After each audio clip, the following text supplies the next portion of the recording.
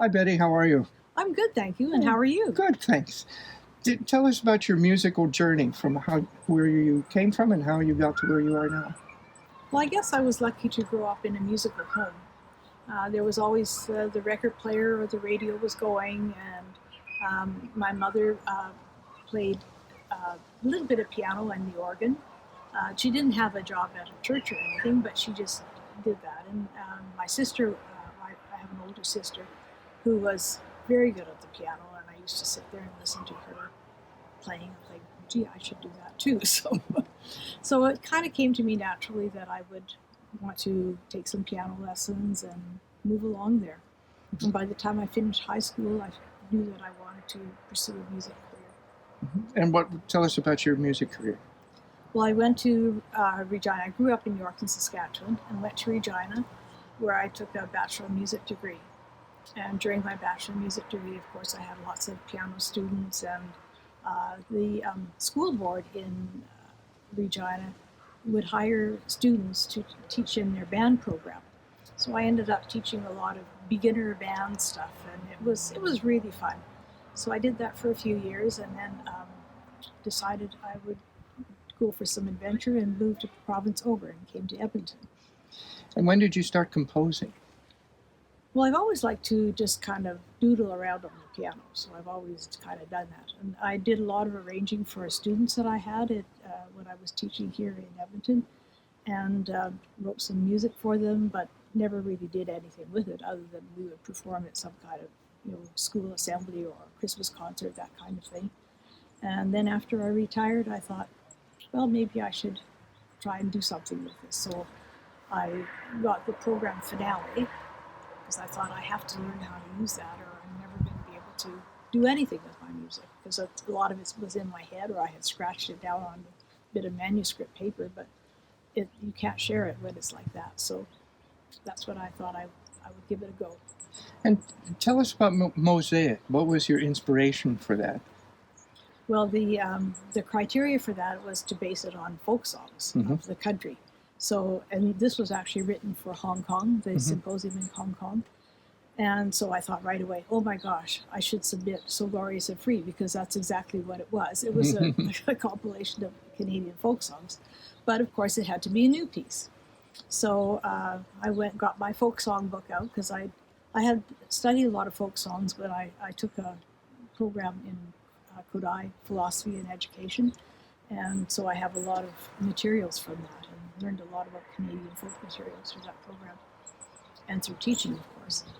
So I wanted to pick pieces that would represent the broad spectrum of Canada. So I wanted something from the East Coast, something from the West, and something that would be French, something English, something Aboriginal. And so when I went through all that stuff, and then I just picked out the pieces that I wanted to use. And from there, then the first thing I do with a piece of music is decide what key I'm going to put it in. So I decided what key I was going to choose for the different sections, and then of course you have to paste it all together.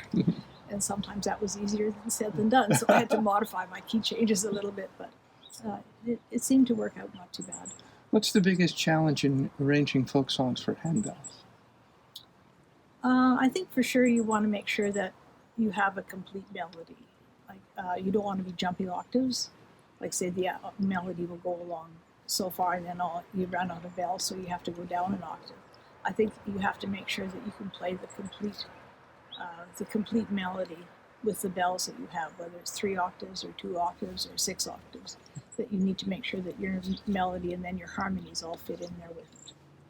And I'm sure you do a great deal of writing and revising and writing and revising. How do you decide when it's finally finished? It never is finished.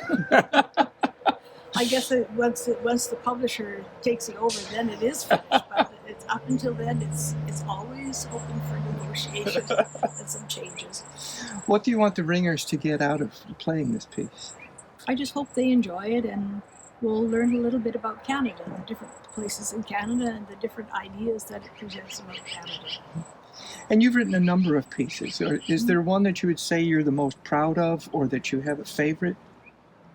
I don't know if I have a favorite, because a lot of them are different, and I'm sort of proud of all of them, and not all of them are published either. So One of the pieces that's not published is a walk celebration, which was written for the Robertson Wesley Ringers. And it's I'm proud of that piece because I had spent a lot of time going through all my Bach music and looking online for some different Bach pieces that I could put together for them. So that was one of them. And another piece that I really liked was called Coming Home. And it's been published by GIA. And I thought, so many people complained about, they don't want to see all these flats and sharps in some of the music. And somebody made a comment to me, why don't I write more in C major? And I thought, I'm going to write a piece in G flat. And that's what I did. Are there any handbell composers that you model after or are inspirational to you? I think there's so many of them, and in Canada, of course, Fred Merritt is someone who I always admire. He's done so much for handbells, particularly in this province, but also nationally and internationally. He's got so many great works out there.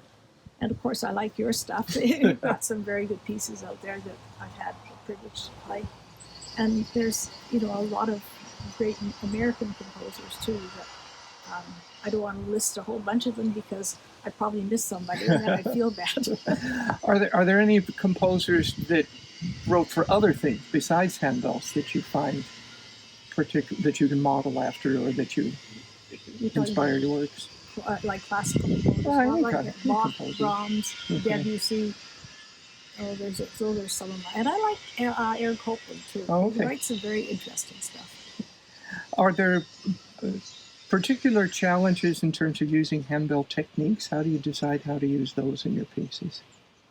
Well, I try and figure out in my head what different techniques would sound like. And then when I write them into the music, I look and say, okay, is that possible for that ringer to do that? Because often I would like to have, say, a march followed by a ring. Well, that's not always so easy to do. But if it's a higher level music, then yeah, it's more doable. If it's a level 2, no, you don't do that. So I try and do that. And have you tried inventing your own techniques, or do you think about what other kinds of things can be done with handbells? Actually, yes, because the Bach piece, I wanted to, in Bach, the bass line is often kind of like what they call the walking bass line in Bach, and it's slightly detached music, like the notes are slightly detached from one another. So, like, there isn't really a handbell technique that does it. It's either like a staccato or it's a ring, or a mark. So I was trying to figure out a way that it could be kind of just that little lighter, not legato, but not staccato, something in between. We don't really have a good technique for that. And do you have a way of notating that? No.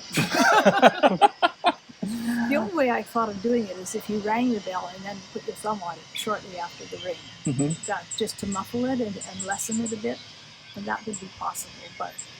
And so we'd actually tried that with that piece of Robertson Wesley, and it worked pretty good. And what are you looking forward to when the world gathers to play Mosaic among other pieces? I just want to listen to it. So what's next for you? What's next for Betty?